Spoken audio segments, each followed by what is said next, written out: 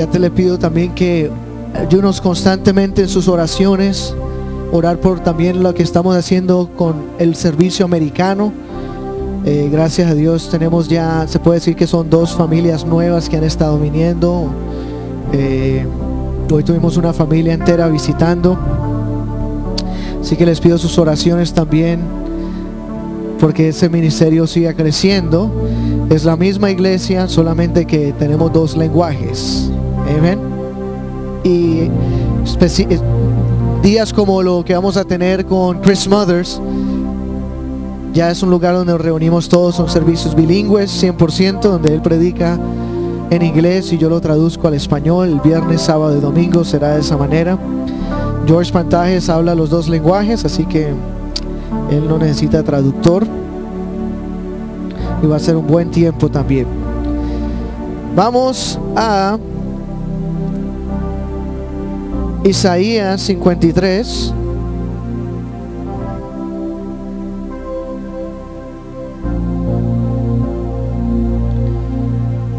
Capítulo 53, versículo 7.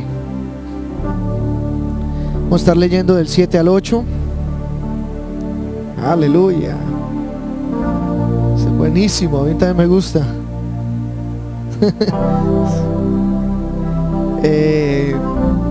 Dice: angustiado él y afligido, no abrió su boca. Esta escritura está hablando sobre nuestro Mesías. Como cordero fue llevado al matadero, y como oveja delante de sus trasquiladores enmudeció y no abrió su boca. Versículo 8. Versículo 8. Por cárcel y por juicio fue quitado. Está hablando del juicio que se le hizo al Mesías, aunque fue un juicio corrupto. Y su generación, ¿quién la contará? Porque fue cortada de la tierra de los vivientes, y por la rebelión de mi pueblo fue herido. Dice: fue cortado de la tierra de los vivientes. Estoy hablando sobre ese tema, cortado de la tierra. Vamos a orar. Señor, te damos gracias por tu palabra, por tu espíritu. Guíanos, háblanos y dirígenos en el nombre de Jesús. Amén. Pueden sentarse, hermanos y hermanas.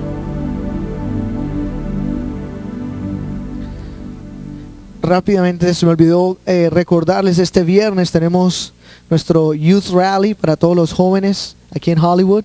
Cualquier información, hablen con el hermano Eliezer. Ahora, padres y madres, todos estos eventos de jóvenes comienzan a los 12 años, ¿ok? O sea, ese es un muy buen tiempo para que los jóvenes, bien jóvenes que apenas están saliendo de la escuela dominical, puedan conectarse con los servicios de jóvenes o eventos como lo que acabaron de ir el viernes a Off the Wall. Siempre los grupos de jóvenes para nosotros comienza a los 12, siempre los transicionamos a los 12 años y pueden tener ese tiempo con los jóvenes más adultos. Este miércoles va a ser en Hollywood y va a ser un avivamiento de jóvenes bien bueno. Así que por favor conecten a sus hijos, cualquiera de 12 para arriba hasta 30 años, que puedan ir al servicio de los jóvenes. Yeah. It used to be 36. Yeah. Si no estás casado o casada, ¿verdad? Amén. Ahora, si un padre quiere ir con sus hijos, está bien. Amén. Ahora, volviendo a nuestro texto, en Isaías 53, todo el capítulo de Isaías 53 habla sobre el Mesías. Habla sobre el sacrificio del Mesías. ¿Ok? Ahora, hay veces nosotros no comprendemos el nivel de salvación que Dios ha hecho por nosotros. No es necesario tener una vida muy difícil para comprender la salvación de Dios. Aunque hay veces sucede de esa manera. ¿Qué quiero decir? Hay veces Dios nos levanta el ánimo, nos despierta por medio de situaciones difíciles. Amén. Por medio de pérdidas, por medio de sustos, por medio de enfermedades. Dios nos despierta. ¿Ok? Como para que olamos el café. Él nos despierta como con algún evento. Entonces, no es necesario que eso suceda. Sería ideal que todos viniéramos a Dios con nuestras vidas perfectas. Amén. Sería ideal que nada malo sucediera y que nosotros simplemente reconociéramos que Él es Dios y que lo necesitamos, que es nuestro Salvador. Sería ideal, pero el problema es que no es así. Él nos da un espacio de años y años y años para ver si lo reconocemos. Ahora ponte a pensar, ¿qué sería mejor? ¿Cómo tú juzgarías mejor a Dios? Y nosotros no estamos para juzgarlo, pero sin embargo lo hacemos. Pero ¿cómo juzgaríamos a Dios mejor?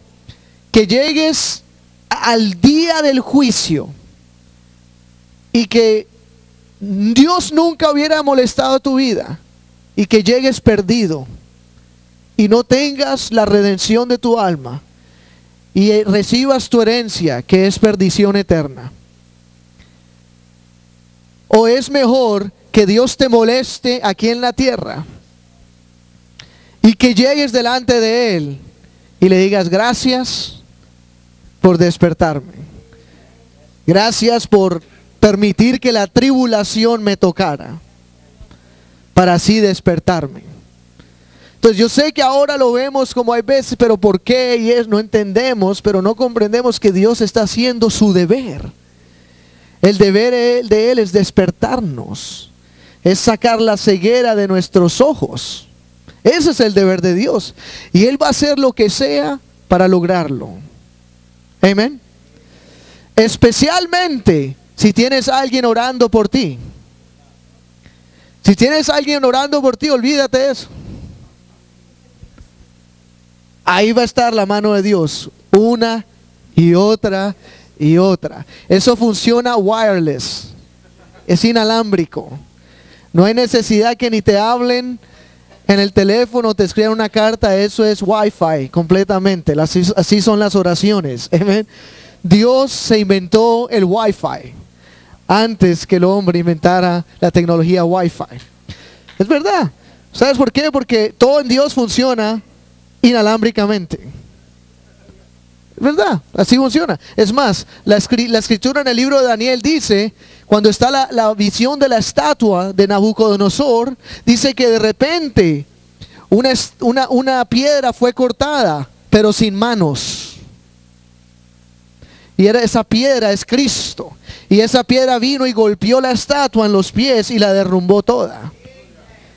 Dice, fue específicamente, dijo, sin manos. O sea, nadie lo tocó, nadie lo hizo. De repente la piedra vino y golpeó la estatua.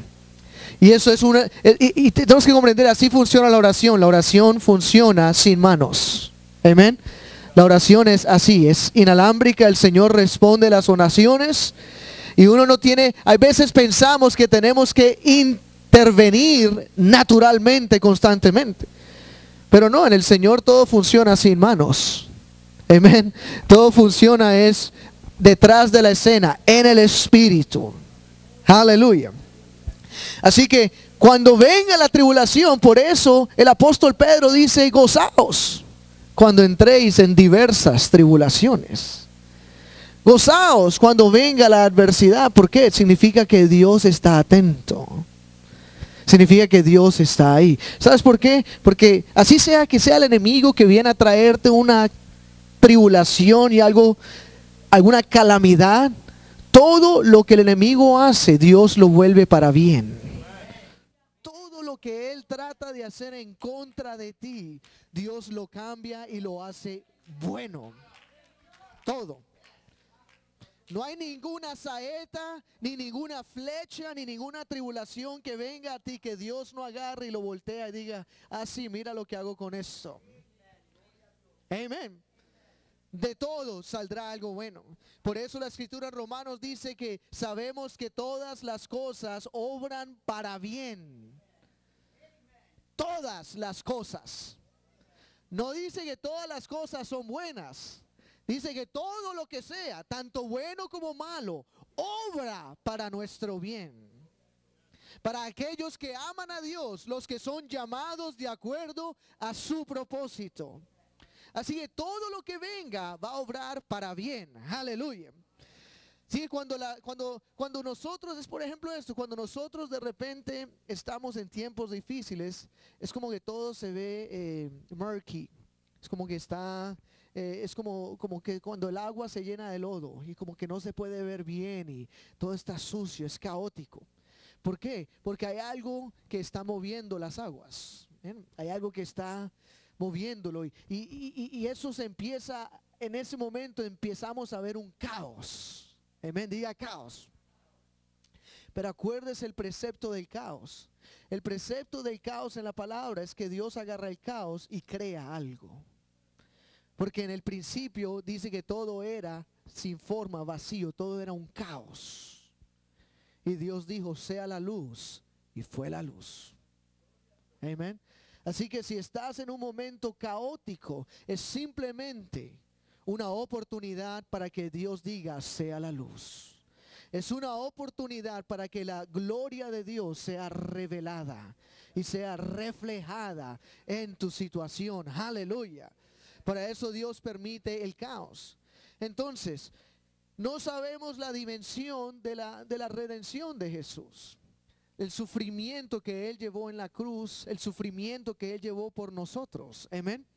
Él vino a comprar nuestra salvación completamente por su sangre. Y no solamente su sangre, sino su sufrimiento completo.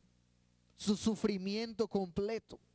El versículo 8 de Isaías 53 dice, por la rebelión de mi pueblo fue herido. Por la rebelión de mi pueblo fue herido. Por nuestra rebelión Él fue herido. Amén. Y la mejor parte de Dios es que Él nos dice la verdad, que tenemos rebelión. Pero Él también nos dice, tú no vas a pagar por ella. Amén. Él identifica nuestro pecado y nos deja saber, tienes pecado. Pero al mismo tiempo Él dice, pero no vas a pagar por él. No será, el pecado no es tu responsabilidad, es la responsabilidad de Jesús. Amén. Es su responsabilidad de hacerse cargo de eso. Ahora, el versículo 8 también dice que Él fue cortado de la tierra de los vivientes. Esa palabra significa destruir, dividir, excluir. Él fue cortado, Él fue dividido, Él fue excluido, Él fue destruido. Está hablando de su muerte natural en la cruz del Calvario. Ahora, esto es una forma de decir que Él fue matado, pero Él está usando términos poéticos. Recuerde, la mayoría de profecías son poéticas. La mayoría de los escritos de los profetas están escritos de una manera poética. Así que usan palabras poéticas para darnos a entender verdades sobrenaturales. Por ejemplo, la palabra que él usa, cortado, que fue cortado de la tierra de los vivientes. ¿Por qué no decir simplemente fue matado, fue eliminado? O hasta decir fue crucificado. ¿Por qué? Porque en realidad es la forma de escribir de los profetas. Es como cuando Jesús, Él estaba en la tierra, Él hablaba por parábolas. ¿Para qué? Para traer entendimiento. Si alguien quiere saber más, escudriñe la parábola. Amén. Ahora Daniel 9:26, mira lo que dice Daniel 9:26. Dice, después de las 62 semanas, 9:26, Daniel, D-A-N. Después de las 62 semanas, se quitará la vida al Mesías. Aquí está haciendo más claro Daniel. Se quitará la vida al Mesías, mas no por sí, Y el pueblo de un príncipe que ha de venir destruirá la ciudad y el santuario. Ahora, si tú lees este versículo en inglés, dice el Mesías será cortado. Messiah is going to be cut off. ¿Por qué? Porque es la palabra usada en el hebreo, en el lenguaje original, que significa que es cortado. Ahora, ¿por qué constantemente dice la palabra que él va a ser cortado? Cortado. El libro de Isaías lo menciona, también Daniel lo menciona, y estas palabras hebreas que se está usando, decir que es cortado. ¿Por qué? Porque ellos están tratando de explicarnos lo que Dios está haciendo por nosotros. Por ejemplo, en Génesis 15, versículo 8, Génesis 15:8 dice, y él respondió, este es el Señor hablando con Abraham. Entonces Abraham está hablándole al Señor, está hablando sobre el pacto que el Señor está haciendo con él. Entonces Abraham respondió, Señor Jehová, ¿cómo sabré yo que voy a heredar la tierra? ¿Qué señal me vas a dar a mí? Versículo 9, él le dijo, tráeme una becerra de 3 años y una cabra de 3 años y un carnero de 3 años, una tórtola también y un palomino. Y tomó él todo esto y los partió por la mitad. Amén. Los partió por la mitad. ¿Qué era esto? Esto eran sacrificios. Y lo que era común en el sacrificio era cortarlo por la mitad, era partirlo por la mitad. Ahora, la palabra que usa Daniel, hablando de que se le quitará la vida al Mesías, significa literalmente usado de sacrificio, significa cortar el sacrificio. O sea que el Señor estaba diciéndole al pueblo de Israel en Isaías y en Daniel que el Mesías va a ser cortado. Es un lenguaje hebreo. ¿Qué está diciendo él? Él está explicando de que el Mesías es el sacrificio de un pacto. Tal como en los tiempos conocidos antiguos, los sacrificios se cortaban por la mitad. Por eso él está usando este lenguaje de que el Mesías va a ser cortado. El Mesías va a ser el sacrificio de el pacto. Amén. Él va a ser un holocausto de un nuevo pacto. Y ese pacto es el que él vino a hacer por nosotros. Él vino a la tierra a ser cortado por ti y por mí. Amén. Él vino a ser cortado por nuestras rebeliones, por nuestras iniquidades.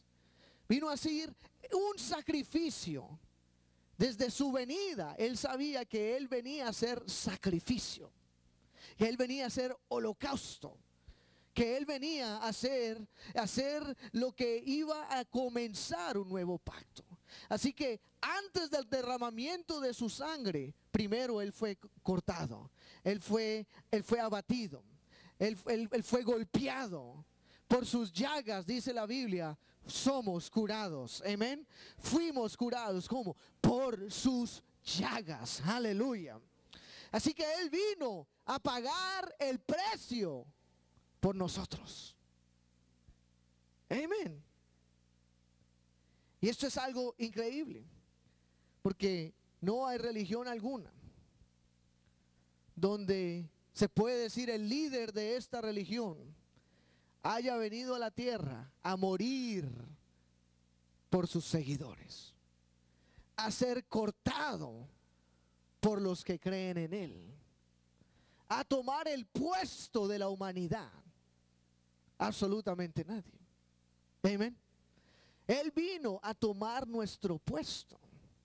Oh, aleluya. Él vino a tomar nuestra rebelión y nuestra iniquidad. Y tal como el Señor estaba delante de Abraham y el Señor trajo un sacrificio y lo cortó por la mitad. ¿Qué estaba diciendo el Señor? Estaba revelándonos que en el futuro Él va a ser cortado. Él va a ser cortado. ¿Por quién? Por nosotros. Él va a hacer un sacrificio, el cual va a pagar el precio de un nuevo pacto que Él va a hacer con toda la humanidad. Aleluya. Y por eso la Escritura dice que nosotros lo amamos a Él, porque Él nos amó primero. Amén. ¿Cómo nos amó primero Dios a nosotros? Siendo nuestro sacrificio, siendo nuestro holocausto, siendo nuestra Pascua, siendo lo que paga por nuestros precios. Amén. Sí, tienes que comprender quién es el Señor, quién es el Mesías. Él es el que ha venido a pagar por cada uno de nuestras rebeliones, por cada uno de nuestras iniquidades. Por eso Isaías 53, versículo 3 dice de esta manera: despreciado y desechado entre los hombres. ¿Por qué? Fue cortado.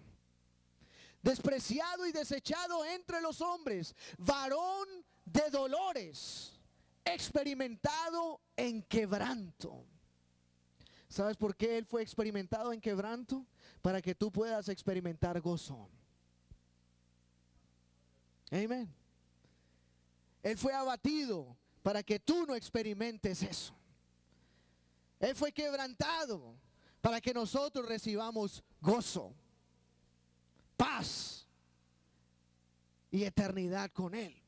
Para eso Él fue quebrantado. Y como que escondimos de Él el rostro, fue menospreciado y no lo estimamos. Amén. Y no lo estimamos. Aleluya. Ahí estábamos muchos nosotros antes de conocer al Señor, que no lo estimábamos. No creíamos en Él. No pensábamos en nada que Él hubiera hecho por nosotros. Versículo 4 dice: ciertamente llevó Él nuestras enfermedades y sufrió nuestros dolores. Y nosotros le tuvimos por azotado, por herido de Dios y abatido. Versículo 5. Pero Él herido fue por nuestras rebeliones, molido por nuestros pecados. El castigo de nuestra paz fue sobre Él, y por su llaga fuimos nosotros curados. Aleluya. Por su llaga fuimos nosotros curados. No importa lo que esté sucediendo en tu vida, tienes que saber que por su llaga fuiste curado. Esto es pasado, ya sucedió. Ya ha sucedido, ya hemos sido curados. Cuando nos entregamos al Señor, somos curados inmediatamente. Amén. Inmediatamente recibimos la paz que Él tiene para nosotros. Oh, aleluya. Entonces, tenemos que comprender lo que Dios hace por nosotros. Porque hay veces nos dejamos vencer por la tribulación, nos dejamos vencer por los problemas, por las situaciones. Y se nos olvida que nosotros no estamos solos. Amén. La Escritura dice: más grande es aquel que está en mí que aquel que está en el mundo. Amén. Si Dios con nosotros, ¿quién contra nosotros? Aleluya. Si Dios con nosotros, ¿quién contra nosotros? Aleluya. No hay nada que debería venir a quitar nuestra paz, porque tenemos que comprender que tenemos la salvación, que tenemos la paz que Dios ha comprado con su sangre. Amén. Así que este capítulo de Isaías 53 describe lo que el Mesías ha hecho por nosotros. Ahora, algo importante para notar aquí es: ¿quién es este Mesías? ¿De dónde ha venido Él? Juan capítulo 3 nos lo dice. Juan capítulo 3. Miren lo que dice la palabra en Juan 3. Vamos a leer en el versículo 12. Dice: si os he dicho cosas terrenales y no creéis, ¿cómo creeréis si os dijere las celestiales? Este es el Señor hablando con Nicodemos. Acabó de hablarle sobre el nacimiento de nuevo, y Nicodemos todavía no comprendía mucho. Y él le dice: Nicodemos, si te he dicho lo terrenal, ¿cómo quieres que te explique lo celestial? Versículo 13. Mira lo que dice: nadie subió al cielo sino el que descendió del cielo, el Hijo del Hombre que está en el cielo. Aleluya. Algo importante aquí a notar es eso. El Señor primeramente está diciendo, porque Nicodemos quiere saber cosas celestiales. El Señor está diciéndole a Nicodemos, déjame explicarte algo, Nicodemos.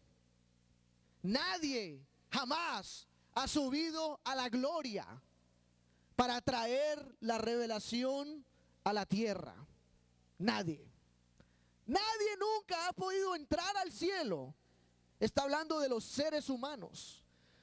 Él está diciendo, no hay ser humano que pueda traer buenas nuevas de salvación a la tierra.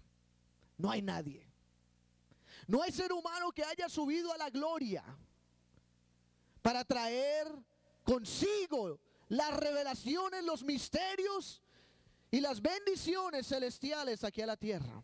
¿Qué significa esto? Que cualquier religión que hable de que un hombre mortal ha recibido revelación divina para traernos un libro de salvación, una enseñanza de salvación, una doctrina de redención, él dice, no existe ni uno. No ha habido nunca y nunca jamás habrá después. Personas tales como Joseph Smith, personas que han dicho, oh, tengo una nueva revelación, un ángel me vino a hablar. Oh, Dios me dio estas piedras para yo ver por medio de ellas los misterios. Esa es una de las religiones que empezó así. Amén. Está diciendo, no hay nadie que haya ido al cielo a traer algo. Pero aquí él está diciendo, sino el que descendió del cielo. Él está diciendo, nadie ha subido al cielo. Yo no vengo de la tierra, yo vengo del cielo. Y esa es la diferencia también en esto, de que Jesús no es un ser que simplemente es un ser mortal, un ser humano simplemente que nació en el mundo y recibió algún encuentro con Dios y le dio una revelación. No, Él era la revelación. Él mismo era toda la revelación. O sea que la revelación descendió del cielo a la tierra y dio a conocernos las buenas nuevas del cielo. Amén. Nos dio a conocer lo que hay en el cielo, lo que hay en la gloria, lo que hay donde nadie puede ir. Ese es Jesús. Por eso en Juan capítulo 1 versículo 1, mira lo que dice Juan 1:1. En el principio era el verbo, y el verbo era con Dios, y el verbo era Dios. Vamos a leerlo de nuevo. En el principio era, ¿qué? El verbo. El verbo era, ¿con quién? Con Dios. ¿Y el verbo era quién? Ok, vamos a leerlo de nuevo. En el principio era el verbo. El principio es el principio. Desde antes de la creación. Y el verbo era, ¿con quién? Con Dios. Y luego dice, y el verbo era Dios. Ok, hasta ahí estamos bien, ¿verdad? Versículo 14. ¿Qué dice el verso 14? Y aquel verbo fue hecho carne y habitó entre nosotros. Y vimos su gloria, gloria como del unigénito del Padre, lleno de gracia y de verdad. Esta escritura nos está diciendo quién vino a la tierra. El que vino a la tierra se llama Dios.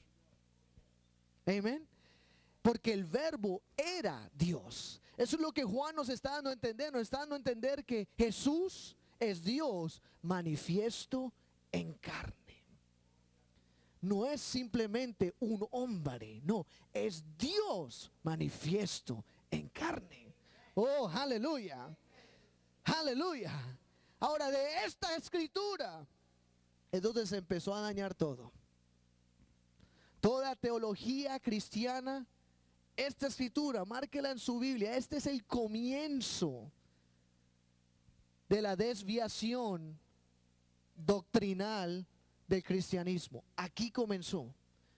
Porque en el siglo segundo habían filósofos, la filosofía estaba creciendo. La filosofía se volvió una religión y estaba también en su apogeo entre los griegos. Y el cristianismo estaba creciendo, pero llega un punto donde se encuentran el cristianismo y la filosofía y empiezan a caminar de mano a mano. Y personas empezaron a ver esta escritura luego de que los apóstoles ya habían muerto, luego de que los discípulos de los apóstoles ya habían muerto, como Policarpa y otros discípulos, ya habían muerto. Ahora estábamos en una tercera generación y estas personas empezaron a decir, hold on a second, aquí vemos dos, vemos el verbo y vemos a Dios. En el versículo 1, no importa que diga que el verbo era Dios, pero vemos a dos. Y empezaron una creencia de que Dios es dos. Amén. Entonces ahí comenzó, primero era dos. Luego, entrando más profundamente, dijeron, espera un momento, está también el Espíritu Santo. Así que Dios son tres. Dios, el Dios, imagínate decir esto, el Dios son tres. El un Dios son tres. Entonces, esto es después del segundo siglo, después de las ideas filosóficas de Justino Mártir, de repente nació una palabra que no está en sus Biblias, en ninguna página de sus Biblias, no existe. Se llama Trinidad. Amén. Trinidad. Esta palabra surgió de la nada. Luego de que filósofos empezaron a meditar sobre las escrituras y de repente empezaron a cambiar a Dios de Dios es uno a Dios es tres en uno.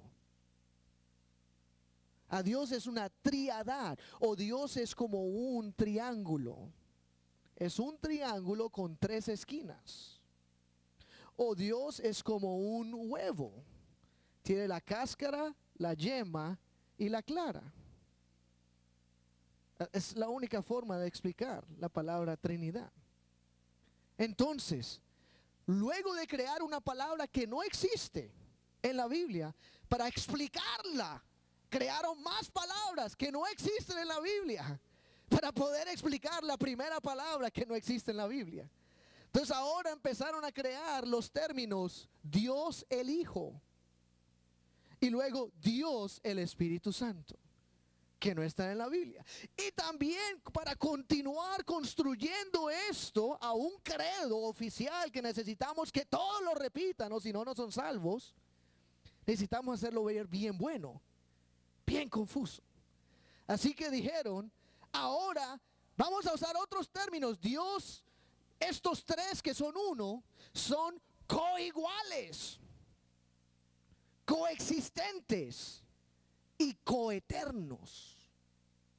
O también otra terminología que dice que el preexistente, el Hijo preexistente desde la eternidad. Y terminologías que uno empieza a decir, pero yo sé, ya lo perdí a la mitad de la congregación. Dije coiguales, coexistentes y coeternos. It's like, what? ¿Co qué? Todo esto, ¿sabes por qué es así como que, ok, whatever? Porque es filosofía. Es filosofía. Se sale de la simplicidad del libro. Así que yo te puedo decir todo este shebang de cosas. I just made that up. Puedo decirte todas estas cosas, o te puedo decir que Jesús es Dios manifiesto en carne. And that's it. Es así de simple. Amén. No tiene más misterio. No es un triángulo. Dios no es un triángulo. Dios es uno. Amén. Por eso la escritura dice en Deuteronomio 6:4: escucha, oh Israel, el Señor vuestro Dios, el Señor uno es. Aleluya. Así que Jesús es Dios manifiesto en carne. Oh, aleluya. Colosenses dice: Él es la imagen visible del Dios invisible. Jesús es la imagen visible de aquel Dios invisible. Oh, aleluya. Entonces tenemos que comprender la importancia de esto, porque cuando hablamos del término Trinidad, tú no puedes obligar a alguien a decirle: si no crees en la Trinidad no eres salvo. Eso es lo que se obliga en una iglesia. Yo lo escucho en la radio todo el tiempo. Estoy manejando y van a hacer la oración de fe y hablan y entra el celo y dice: sí, las cosas más importantes es creer en Jesús, en la Trinidad. Y es como algo básico que tengo que creer en esta palabra que no es bíblica. La palabra no me dice eso. La palabra, ¿sabes qué dijo Jesús? Dijo: si no creéis que yo soy, en vuestros pecados moriréis. Oh, aleluya. Así que si hay que creer en uno, se llama Jesús. Aleluya. Jesús. Si no creéis que yo soy, dijo Jesús, en vuestros pecados moriréis. Ahora, es muy claro, yo sé que muchos serían acusados de que: oh, usted no cree en el Padre o en el Espíritu Santo. Pues claro, yo soy lleno con el Espíritu Santo. Yo creo en la operación del Espíritu de Dios 100%. Y también Dios es mi Padre, amén. Pero tiene un nombre. Yo no solamente lo llamo Padre, yo lo llamo por nombre, amén. Porque cuando Felipe le dijo a Jesús: Jesús, muéstrame al Padre, y mejor dicho, ya no te pregunto nada más, nunca jamás, te lo prometo. Solamente muéstrame el Padre y me es suficiente, dice la escritura. Me es suficiente. Significa, me quedo callado ya. Es posible que Felipe preguntaba mucho, era preguntón. Entonces él está diciendo como la última pregunta: Jesús, nada más muéstrame al Padre, y ya calladito nomás. Jesús le hizo la respuesta que dejó callado a Felipe por el resto de sus días. Jesús le dijo: Felipe, tanto tiempo he caminado contigo, Felipe, y no me has conocido. Felipe, el que me ha visto a mí, ha visto al Padre. ¿Por qué me preguntas? Muéstrame al Padre. ¿Por qué me sigues preguntando esto?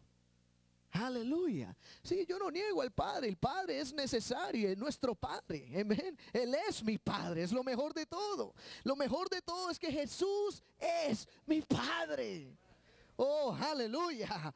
Puedo ir a Él en cualquier momento, en cualquier circunstancia. Y tengo que orar solamente a Él y llamar su nombre.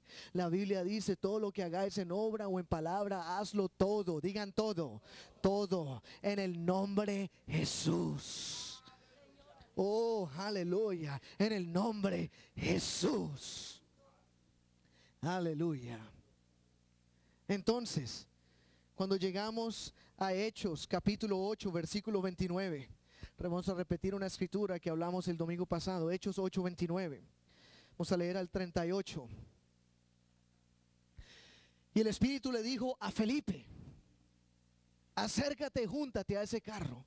¿Qué carro? Era un eunuco que iba con su carroza, caballos. Era un funcionario de Etiopía. Y era un funcionario de la reina, el tesorero de esta mujer, de esta reina de allá de Etiopía. Y de repente el Espíritu le dice a Felipe: Felipe, júntate ahí a ese carro. Versículo 30. Entonces, acudiendo Felipe, le oyó que leía al profeta Isaías y le dijo: ¿entiendes lo que lees? ¿A quién estaba leyendo? Isaías, donde estábamos leyendo ahora específicamente, Isaías 53, versículo 31. Él dijo: ¿y cómo podré si alguno no me enseñara? Y rogó a Felipe que subiese y se sentara con él en el carro. Felipe sube, versículo 32, Y el pasaje de la escritura que leía este eunuco era: como oveja a la muerte fue llevado, y como cordero mudo delante del que lo trasquila, así no abrió su boca. En su humillación no se le hizo justicia, mas su generación, ¿quién la contará? Porque fue quitada de la tierra su vida, o fue cortado de la tierra de los vivientes, como lo dice Isaías 53, versículo 8. Versículo 34 dice: respondiendo el eunuco dijo a Felipe: te ruego que me digas, ¿de quién dice el profeta esto? ¿De sí mismo o de algún otro? Él era un judío. Este era un eunuco de Etiopía, pero él seguía a los judíos y acababa de ir. ¿Qué sucedió en esos días? El día de Pentecostés en Jerusalén. El eunuco estaba celebrando la fiesta de Shavuot, de Pentecostés, con todos los judíos, miles y judíos que habían ahí para ese festival. Y de repente estaba partiendo a casa ahora, a su tierra, y se encuentra con Felipe. Y dice: ¿de quién habla el profeta? Versículo 35. Entonces Felipe, abriendo su boca y comenzando desde esta escritura, le anunció el evangelio de Jesús. Amén. Le predicó a Jesús. Amén.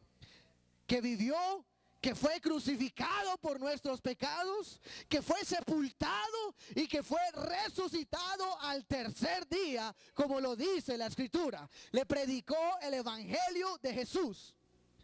¿Y cuál es la respuesta? Versículo 36.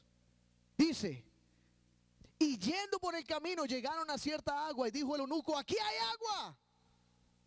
¿Qué impide que yo sea bautizado? Eso lo hablamos la semana pasada. Gracias a Dios tuvimos una persona bautizada en el poderoso nombre de Jesús. Mi hermano Walter Salazar de Jesús. Aleluya. Amén. ¿Qué impide que yo sea bautizado? Dijo el eunuco. Versículo 37. Dice: y Felipe dijo: si crees de todo corazón, bien puedes. Y respondiendo dijo: creo que Jesucristo es el Hijo de Dios. Quiero que note algo aquí. Felipe no le dijo al eunuco: ok, repite después de mí. Amén. Eso no lo encuentras en ninguna escritura. Eso no está en ninguna página del libro de los Hechos, ni siquiera en Romanos. No hay ninguna parte que personas fueron instruidas a repetir una oración. Nadie.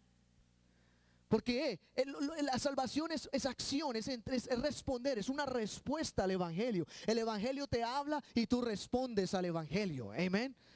Tú no repites una oración, tú respondes al llamado del evangelio. El evangelio te hace un llamado, el evangelio es una voz, es unas noticias que vienen a iluminar tu vida, y lo que tú haces es la respuesta al evangelio. Versículo 38 dice: y mandó parar el carro, y descendieron ambos al agua, Felipe y el eunuco, y le bautizó. Amén. Pararon el carro. ¿Por qué? Por la importancia del asunto. ¿Qué asunto es? Necesitamos entrar en pacto con Jesús. Acuérdense que leímos Isaías 53, ¿verdad? Isaías 53 habla del pacto que Jesús es, el sacrificio que Él es. Y luego de que el eunuco recibió las noticias, el entendimiento de qué estaba leyendo, ¿qué sucedió después? Fue bautizado. ¿Por qué? Porque ahora él está entrando en el pacto del Mesías. Ahora con su fe y entrando en esta obediencia a la palabra, con su fe él está entrando en un pacto con el Mesías mismo, donde sus pecados son completamente removidos. Ahora, y esto es lo importante de esto, porque mira lo que está sucediendo aquí. Mira lo que dice Tito capítulo 3, versículo 4. Tito 3, 4. Dice: pero cuando se manifestó la bondad de Dios, o sea, cuando vino Jesús al mundo, nuestro Salvador, y su gran amor para con los hombres, versículo 5, nos salvó, no por obras de justicia que nosotros hubiéramos hecho, sino por su misericordia, por el lavamiento, digan lavamiento, lavamiento de la regeneración y por la renovación en el Espíritu Santo. El lavamiento de la regeneración. Amén. Antes de yo venir a Cristo, yo estaba en degeneración. Todos aquí, antes de venir al Señor, estamos en un estado de degeneración. Y venimos a Cristo ¿para qué? Para la regeneración. ¿Qué es lo que está regenerando el Señor? Nuestra mente, nuestra conciencia. De que ahora pensemos de acuerdo a Cristo. Que tengamos una buena conciencia. Que pongamos mente en lo celestial. Amén. En las cosas del reino de los cielos. Amén. Eso es lo que sucede cuando venimos a Cristo. Pero es interesante que dice el lavamiento. El lavamiento. Y luego dice renovación en el Espíritu. Así que quiero que guarde esto en su mente. Lavamiento de la regeneración y la renovación en el Espíritu Santo. Vamos a Juan capítulo 3 versículo 5. Juan 3:5. El Señor dice, hablándole a Nicodemos: de cierto te digo que el que no naciere de agua y del Espíritu no puede entrar en el reino de Dios. ¿Qué está diciendo el Señor? Necesitas el lavamiento de la regeneración y la renovación del Espíritu para poder ver, para poder entrar al reino de los cielos. Amén. Necesitamos esas cosas. Aleluya. Por eso en Hechos 2:37, cuando los apóstoles son cuestionados sobre la salvación, Hechos 2:37 dice: al oír esto se compungieron de corazón y dijeron a Pedro y a los otros apóstoles: varones hermanos, ¿qué hacemos? Versículo 38. Pedro les dijo: arrepentíos y bautícese cada uno de vosotros en el nombre de Jesucristo para perdón de los pecados y recibiréis el don del Espíritu Santo. Bautícese cada uno de vosotros en el nombre de Jesucristo para perdón de los pecados y recibiréis el don del Espíritu Santo. ¿Sabes qué es lo que viene a nuestras vidas? Cuando nos entregamos a Jesús y somos bautizados, estamos recibiendo la remisión, el lavamiento. Digan lavamiento. El lavamiento ¿de qué? El lavamiento de tus iniquidades, el lavamiento de tus transgresiones, el lavamiento de tus deudas con los cielos. Son removidas. ¿Cómo? Por el bautismo. Porque el bautismo es una obra de fe.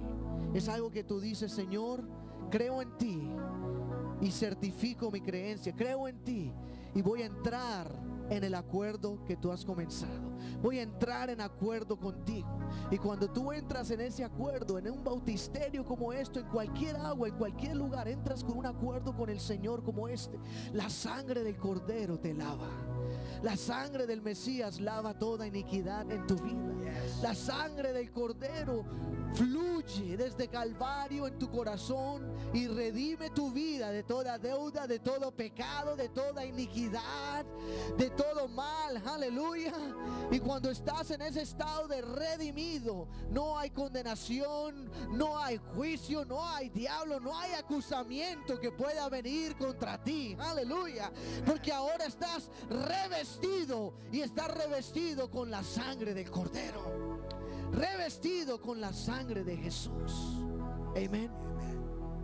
Ahora es importante entender de que aunque por mucho tiempo atrás, por varios años, la moda ha sido solamente repite después de mí, simplemente di esto o cree nada más y eres salvo. Tenemos que comprender que Dios es un Dios de orden y Él ha establecido su forma de hacer las cosas. Amén. Él lo ha establecido. Él lo ha establecido. Nunca podemos asociar el bautismo Nunca podemos asociarlo con la ley de Moisés. Te voy a decir por qué. Ni con una obra de la ley. Pablo era la persona más celosa en no permitir que la iglesia practicara la ley. Él era el más celoso. Él luchó por los Gálatas, luchó por los Efesos, luchó por los Colosenses, de que no retrocedieran a la ley. Y Pablo mismo es el que enseña sobre el bautismo más que cualquier otro apóstol. Él enseña a los romanos, él enseña a los colosenses, él enseña a los éfesos. Él enseña a los éfesos en Hechos 19, los rebautizó porque no habían sido bautizados en el nombre de Jesús. Pablo. Entonces, ¿qué me lleva a pensar esto? Esto es algo espiritual. Amén. Esto es algo espiritual. Por eso Colosenses capítulo 2 versículo 10, Colosenses 2:10 dice de esta manera. Si podemos ponerlo ahí, ya estoy terminando. Colosenses 2:10 dice: y vosotros estáis completos en Él, en Jesús, que es la cabeza de todo principado y potestad. Verso 11: en Él también fuisteis circuncidados con circuncisión no hecha a mano, al echar de vosotros el cuerpo pecaminoso carnal en la circuncisión de Cristo. ¿Cuál es esta circuncisión? Verso 12 lo dice: sepultados con Él en el bautismo. ¿Sepultados con quién? Con Jesús. Oh, aleluya. En el bautismo, sepultados con Él. Así que tenemos que comprender, hay algo espiritual que sucede cuando nacemos de agua y del Espíritu. Porque déjeme decirlo, en ambos lugares, así sea en tu bautismo de agua o tu bautismo del Espíritu, el Espíritu Santo es el que se está moviendo. El Espíritu Santo es el que está obrando. Si el Espíritu Santo no obra en mí, simplemente estoy mojándome. Pero la verdad es que no estoy mojándome. ¿Por qué? Porque hay algo espiritual que sucede. Hay una transacción espiritual, que yo entro en ese lugar dejando mis pecados sepultados y salgo regenerado. Aleluya.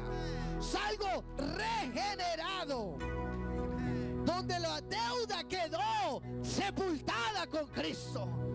Las transgresiones y las iniquidades quedaron sepultadas en Cristo Jesús. Y ahora Él me da una vida nueva, una sangre nueva. Aleluya. Pone su sangre en mi vida. Porque hay algo espiritual que Él hace. Cómo Él trabaja no sabemos, porque son las cosas del Espíritu. Amén. Pero déjeme decirle que yo estoy salvo. Y déjeme decirle, yo no estoy salvo solamente eternamente. Yo me siento a salvo. ¿Por qué? Porque cuando tú entras a la torre, estás a salvo. Y ahí es la importancia de usar el nombre de Jesús para la remisión de nuestros pecados. Amén. Esa es la importancia de usar el nombre. Porque la Escritura dice: torre fuerte es el nombre del Señor. A Él correrá el justo y será levantado. Aleluya. Torre fuerte es el nombre, no el título, el nombre. Aleluya, el nombre.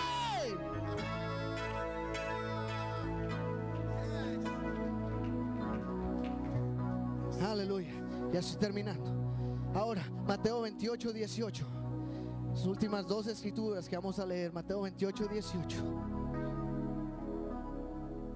Mira lo que dice.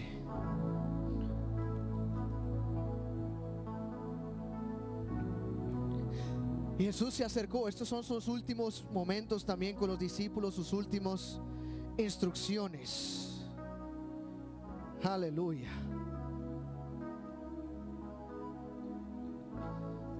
Jesús se acercó y les habló diciendo: toda potestad me es dada en el cielo y en la tierra. Este es Jesús hablando a sus discípulos.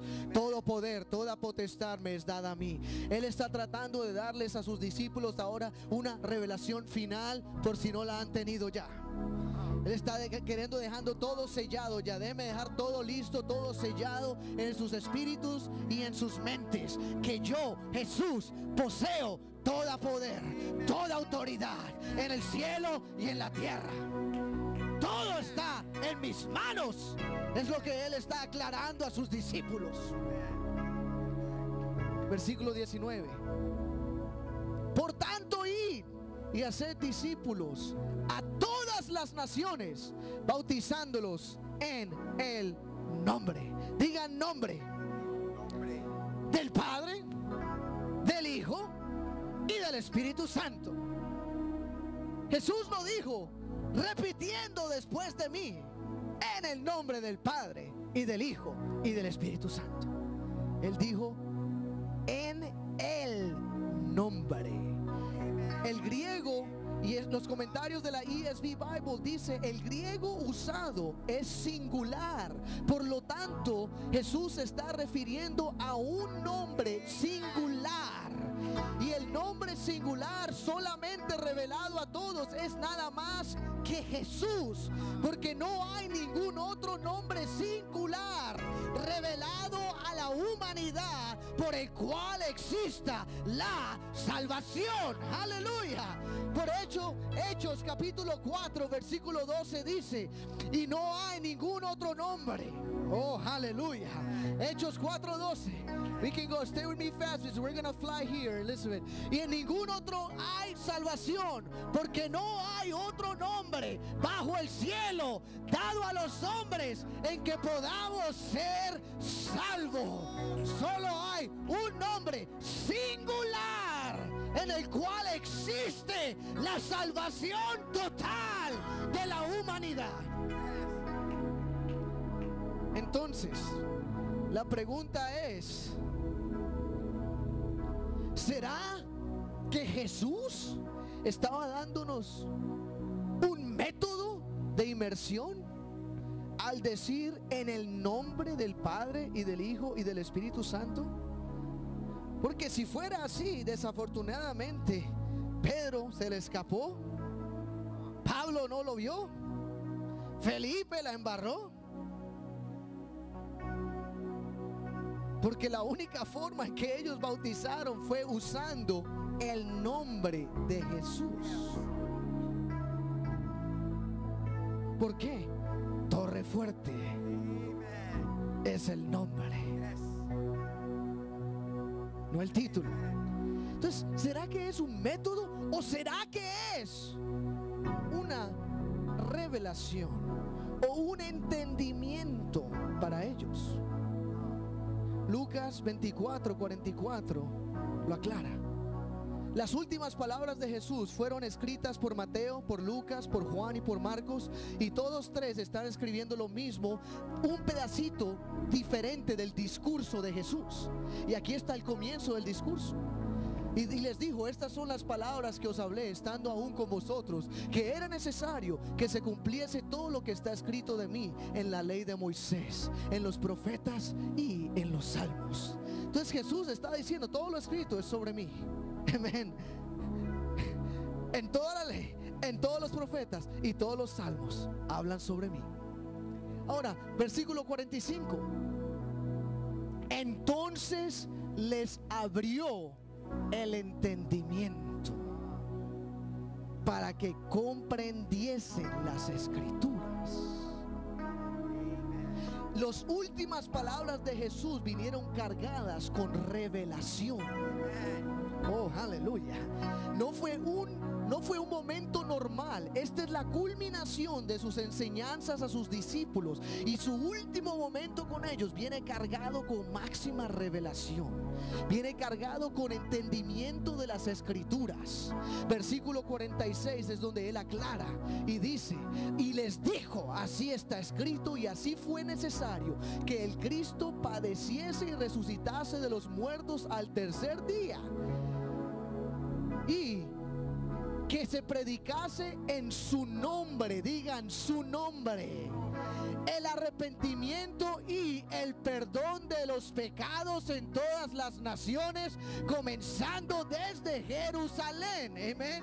Así que está diciendo, acuérdese, es en mi nombre lo que ustedes van a ir a hacer. Por eso, ¿qué dice ahí? El arrepentimiento y el ¿qué? Perdón de los pecados. Por eso, cuando Pedro estaba en el día de Pentecostés, Hechos 2:38, rápidamente, Hechos 2:38, y Pedro les dijo, arrepentíos y bautícese cada uno de vosotros en el nombre de Jesucristo. ¿Para qué? Perdón de los pecados.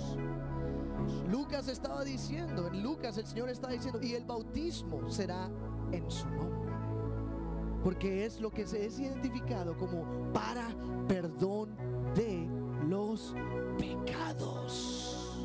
Oh, aleluya. Porque esto es tan importante para nosotros. Primeramente porque nosotros necesitamos recibir todo lo que Dios tiene para nosotros. Amén. No podemos dejarnos contentar con tradición y aún menos con corrupción de las escrituras. Si nos podemos poner de pie.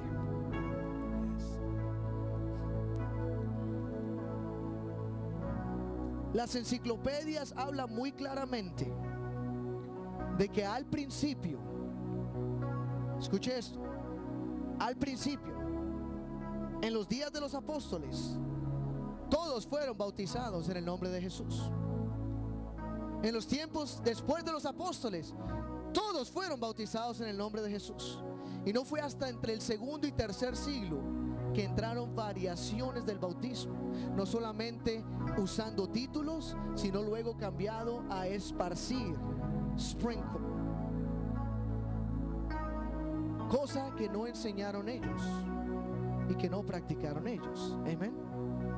Que es importante comprender. No se trata de entrar y decir este es el método perfecto, no. Pero por favor, tenemos que usar el nombre. La salvación es por su nombre. Todo está enfocado en su nombre. Y la única razón que vino la variación del bautismo era para validar una nueva doctrina de una nueva deidad, la cual los discípulos no conocieron, porque ellos no conocieron ninguna Trinidad. Ellos conocieron a un Dios indivisible, un Dios en esencia, un Dios en persona, un Dios. Amén. Y ese es el Dios que nosotros adoramos. Oh, aleluya. Y ese es el Dios que viene a darte salvación. Ese es el Dios que viene a darte sanidad. Oh, aleluya. Aleluya. Efesios 4:5. Mira lo que dice la escritura.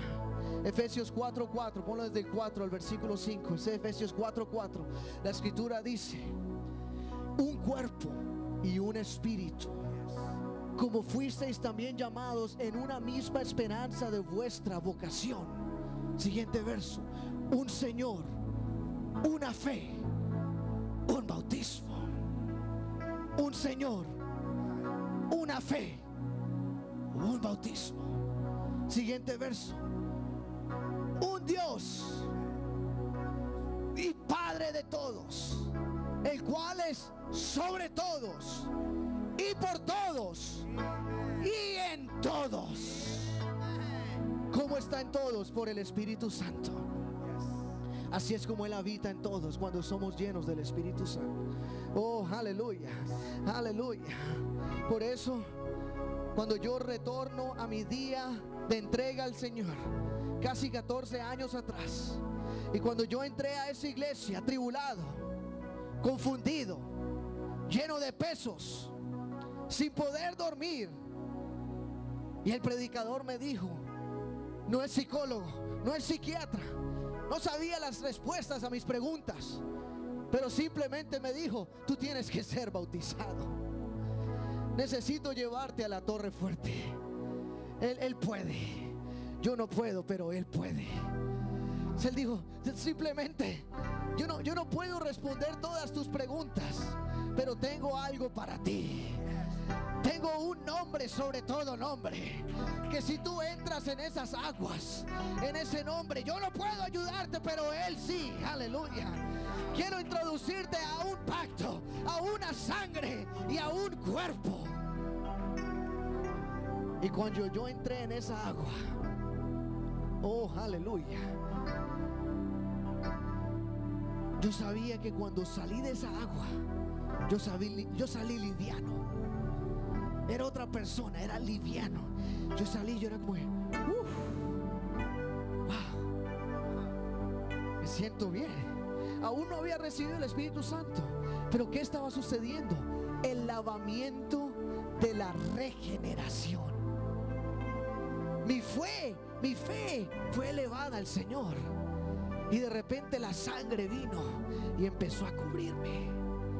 Hasta esa noche yo era visitado por diablos. No quiero ser tan explícito lo que sucedía en mi hogar, que se asustan mucho, pero yo era visitado constantemente por diablos. Yo no sabía ni que eran diablos, yo no conocía a los diablos, pero venía.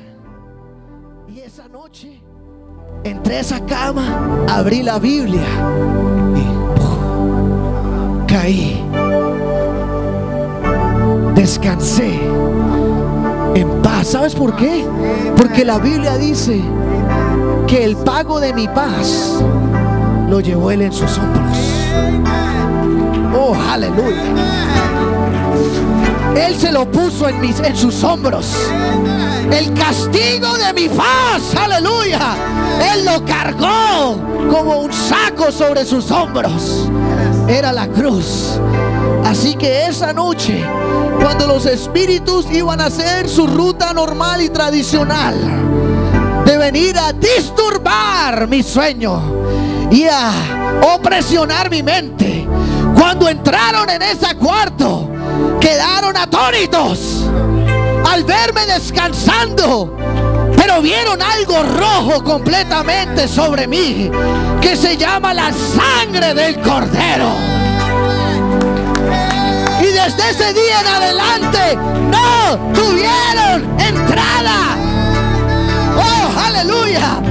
Porque había una sangre que estaba manchada sobre mi alma, y esa sangre ahora estaba comprando mi paz y mi futuro. Oh, aleluya, aleluya. El castigo de tu paz fue sobre sus hombros. Por sus llagas fuiste sanada, sanado. Oh, aleluya. Así que necesitas la sangre.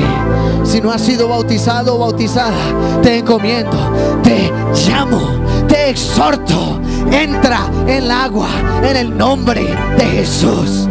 Entra en la torre fuerte.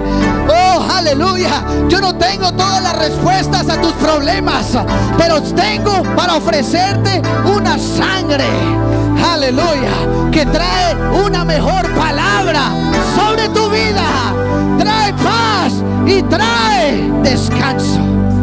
Por eso Jesús dijo: venid a mí, vosotros que estáis cargados y trabajados, y yo os daré descanso. Yo os daré descanso. Oh, aleluya. Vengamos a este altar. Aquí está el Señor Jesús. Aquí está la sangre.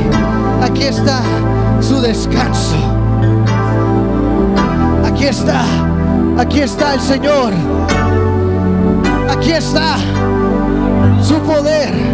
Oh, aleluya. El sacrificio de tu paz, el pago de tu paz está sobre sus hombros. Si no tienes paz, es fácil.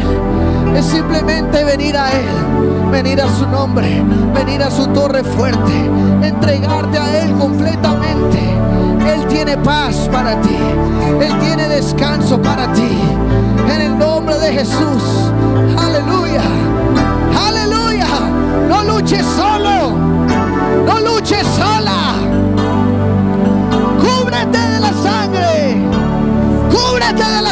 sangre. Aleluya.